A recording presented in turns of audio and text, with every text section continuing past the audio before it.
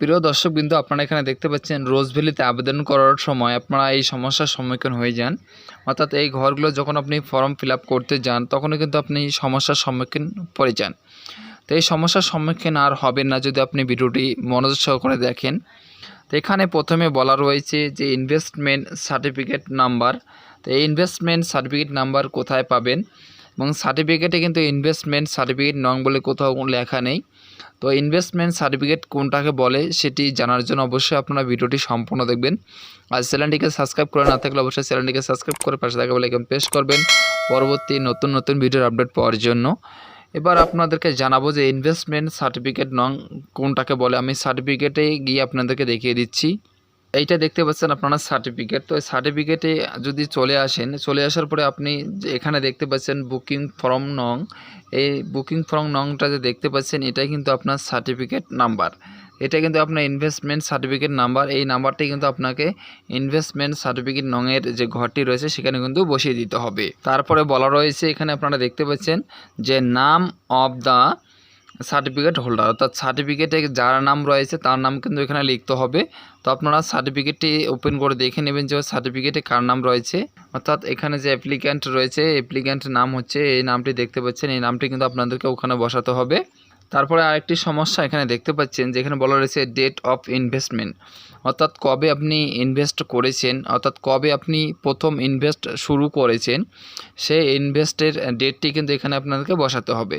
তো সেই ইনভেস্টমেন্টের যে প্রথম ডেট সেই ডেটটি আপনি কোথায় পাবেন সেটি আমি আপনাদেরকে দেখাচ্ছি।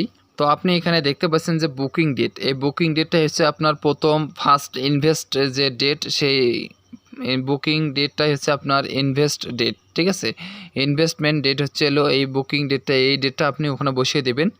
বসিয়ে দেওয়ার পর পরবর্তীতে কী আছে চলুন আমরা দেখে নিই। তারপরে এখানে দেখুন বলা রয়েছে যে অ্যামাউন্ট অফ ইনভেস্ট, অর্থাৎ আপনি কত টাকা অ্যামাউন্ট ইনভেস্ট করেছেন প্রথমে। তো আপনি এই সার্টিফিকেটে কিন্তু সেটা দেখতে পারবেন যে কত টাকা আপনি ইনভেস্ট করেছেন, সেটা কিন্তু আপনি সার্টিফিকেটে দেখতে পারবেন। তো চলুন আমি সার্টিফিকেটে দেখিয়ে দিচ্ছি যে অ্যামাউন্ট অফ ইনভেস্টমেন্ট কোনটাকে বলা হয়।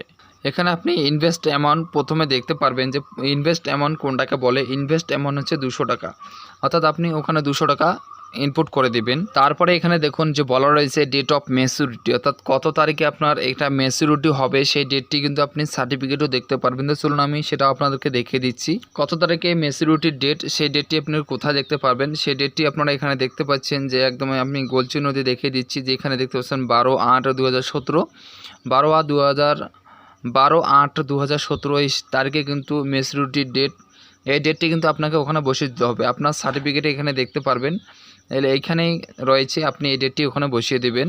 এবার এখানে একটি ইম্পর্টেন্ট কথা বলা রয়েছে amount receive at maturity refund by company, অর্থাৎ আপনি যে অ্যামাউন্ট রিসিভ করেছেন বা আপনি কত টাকা এখান থেকে পেয়েছেন। অর্থাৎ রোজভ্যালিতে যে আমি ইনভেস্ট করেছি, ইনভেস্ট করার পর আমি রোজভ্যালি থেকে আমাকে কত টাকা দেওয়া হয়েছে সেই অ্যামাউন্টটা কিন্তু এখানে লিখে দিবেন। যদি আপনি রোজভ্যালি থেকে টাকা পেয়ে থাকেন তাহলে এখানে লিখবেন, না হলে এখানে 0 লিখে দিবেন। ঠিক আছে, এখানে কোনো অ্যামাউন্ট লিখবেন না, এখানে 0 লিখে দিবেন। তারপরে বলা রয়েছে যে amount of principal not refund, অর্থাৎ আপনার ক্লেম কত রয়েছে। আপনি এখানে হিসাব করে দেখবেন আপনার কাছে কতগুলো সার্টিফিকেট রয়েছে, অর্থাৎ আপনি যে যতগুলো কিস্তি দিয়েছেন সমস্ত কিস্তির কিন্তু রিসিপ্ট আপনার কাছে রয়েছে, বা যদি না থাকে অবশ্যই আপনার ইনস্টলমেন্টগুলো মনে রয়েছে যে আপনি কত টাকা দিয়েছেন, সমস্ত ডাটা কিন্তু ওনাদের কাছে রয়েছে। সেই মোতাবেক কিন্তু আপনাকে এখানে কতগুলো কিস্তি দিয়েছেন সেই হিসেবে কিন্তু এখানে আপনাকে লিখতে হবে। ধরুন আমি একটা সার্টিফিকেটকে দেখিয়ে দিচ্ছি যে এখানে আপনাদেরকে কিভাবে ইনভেস্ট করেছেন সেটা আমি আপনাদেরকে সম্পূর্ণ ভালোভাবে বুঝিয়ে দিচ্ছি। যে amount of principal not refundable, অর্থাৎ অ্যামাউন্ট ক্লেম, অর্থাৎ আপনি কত টাকা ক্লেম করতেছেন, আপনি কত টাকা ইনভেস্ট করেছেন এবং কত টাকা ক্লেম করতেছেন সেটা আমি আপনাদেরকে দেখিয়ে দিচ্ছি। দেখতে পাচ্ছেন যে আপনি প্রথম ইনভেস্ট 200 টাকা করেছেন এবং টোটাল আপনার ইনস্টলমেন্ট অর্থাৎ টোটাল কিস্তি ছিল 60টি কিস্তি। এবার 200 দিয়ে যদি আপনি 60কে গুণ করেন তাহলে আপনার কত হচ্ছে 6000 টাকা। ঠিক আছে, আপনার 6000 টাকা হয়ে যাচ্ছে। এই 6000 টাকা আমি ইনভেস্ট করেছি। ইনভেস্ট করার পর এবার আমার একটি কিস্তি আমি ডবল কিস্তি, অর্থাৎ আমি একসঙ্গে 10,000 টাকা দিয়েছিলাম, সেই রিসিপ্ট আমার কাছে রয়েছে এবং আমি টোটাল 26টি কিস্তি দিয়েছি, সেই কিস্তির কাগজগুলো আমার কাছে রয়েছে। এই কীরকম কাগজ আমি সেগুলো দেখে দিচ্ছি। দেখুন, যদি এরকম রিসিপ্ট কপি আপনাদের কাছে থাকে তাহলে অবশ্যই আপনি এগুলো শো করবেন, আর না থাকলে শো করার কোনো প্রয়োজন নেই। তো আমি বলেছিলাম যে আমি 10,000 টাকা একবার পে করেছি, সেই অ্যামাউন্টটি আপনারা এখানে দেখতে পাচ্ছেন যে আমি 10,000 টাকা যে পে করেছি সেই টাকাটা কিন্তু আপনি সাইডে দেখতে পাচ্ছেন। অর্থাৎ আমি একটু জুম আউট করে আপনাদেরকে দেখে দিচ্ছি, নাহলে বুঝতে পারবেন না। তো এইখানে আপনারা দেখতে পাচ্ছেন যে এখানে আমি একবার 10,000 টাকা পে করেছি, আর সবগুলো কিন্তু আমি 200 টাকা করে পে করেছি। তাহলে আমার টোটাল কিস্তি প্রায় 24,000 টাকার মধ্যে চলে গেছে, ঠিক আছে। তো এবার আমি 24,000 টাকা এখানে ক্লেম করব। তো এইভাবে কিন্তু আপনাদেরকে এখানে লিখতে হবে, অর্থাৎ আপনার কিস্তির কাগজ যতগুলো রয়েছে সমস্ত কাগজ দেখে আপনি এখানে একটা যোগ ফল করে কতগুলো টোটাল হচ্ছে সেগুলো আপনি দেখে এখানে লিখে দেবেন, এবং আপনার সার্টিফিকেটে দেখবেন যে সেখানেও কিন্তু বলা রয়েছে যে আপনার কতগুলো কিস্তি দিয়েছেন বা কত ইনস্টলমেন্টে আপনাকে শোধ করতে হবে, সমস্ত কিন্তু সেখানে লেখা আছে। তো চলুন আমি আবার চলে যাচ্ছি ফর্মে, পরবর্তীতে কী ফিল আপ করতে হবে দিচ্ছি। দেখুন, যেখানে যে আপনার অ্যামাউন্ট রিফান্ডেবল, অর্থাৎ আপনি যতগুলো কিস্তি দিয়েছেন আপনার সার্টিফিকেটে দেখবেন, যেমন আমি দেখিয়ে দিলাম 200 টাকা করে আমার কিস্তি ছিল, এবং টোটাল 60টি কিস্তি ছিল। টোটাল 60টি কিস্তির মাধ্যমে কিন্তু আমাকে এটা শোধ করতে হবে, অর্থাৎ আমার 25,000 টাকা টোটাল এখানে ইনভেস্ট করেছি, সেই 25,000 টাকার মধ্যে আমাকে 60টি কিস্তিতে শোধ করতে হবে। অতএব আমি একবার 10,000 টাকা দিয়েছিলাম, আর বাকি আমি 200 টাকা করে দিচ্ছি, ঠিক আছে। এবার যেহেতু আমি এখানে কিস্তিগুলো দিয়েছি, অর্থাৎ আমার টোটাল 24,000 টাকা এখানে চলে গেছে, ঠিক আছে। তো 24,000 টাকা চলে গেছে, সেহেতু আমি এখানে 24,000 টাকা লিখে দেব।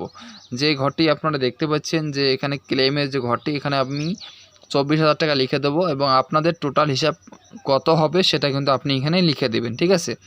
এবার ওখানে লিখে দেওয়ার পরে এবার আপনি সাইডে দেখতে পাচ্ছেন অ্যামাউন্ট ইন্টিলেট টু গেট, যে এখানে দেখতে পাচ্ছেন যে এখানেও আপনি কিন্তু কত টাকা এখানে বলা রয়েছে, আপনি কত টাকা ইনভেস্ট, একটা সার্টিফিকেটে কত টাকা লেখা রয়েছে, অর্থাৎ আপনার কত টাকা ইনভেস্ট করার কথা ছিল। অর্থাৎ যেহেতু আমার 25,000 টাকা ইনভেস্ট করার কথা ছিল, কিন্তু আমি 25,000 টাকা ইনভেস্ট করতে পারিনি, তার আগে এটা পালিয়ে গেছে কোম্পানি, রোজ ভ্যালি কোম্পানি পালিয়ে গেছে। আমি টোটাল 24,000 টাকার মতো এখানে পে করেছিলাম, পে করার পরে পালিয়ে গেছে, আর পাইনি। তো এখন যেহেতু রিটার্ন করা হচ্ছে, তাই আমি এখানে 24,000 নয়, আমি এখানে 25,000 লিখে দেব। এখানে যে আমি ক্লেম করছি সেটা আমি 24,000 টাকা লিখে দেবো, কারণ আমি 24,000 টাকা এখানে পে করেছি, ঠিক আছে। আর এখানে যে আছে, এখানে আমি 25,000 টাকা একটা আমার সার্টিফিকেটে লেখা রয়েছে, 25,000 টাকা ম্যাচুরিটি হলে আমি 25,000 টাকা পাবো, ঠিক আছে। আর এখানে আমি 24,000 টাকা ইনভেস্ট করেছি। তো এবার আমার কথা হচ্ছে যে আমি এখানে 25,000 টাকা লিখে দেব, এখানে 25,000 টাকা লিখে দেবো, আর এখানে আমি 24,000 টাকা লিখে দেবো, ঠিক আছে। তো লিখে দিলে আমার এখানে কাজ শেষ। তো এভাবে আপনারা এখানে লিখে দেবেন। তো অবশ্যই আপনারা বুঝতে পেরেছেন, যদি বুঝে না থাকেন তাহলে অবশ্যই কমেন্ট করবেন, সম্পূর্ণ বিস্তারিতভাবে জানিয়ে দেব, আর চ্যানেলটিকে সাবস্ক্রাইব করবেন।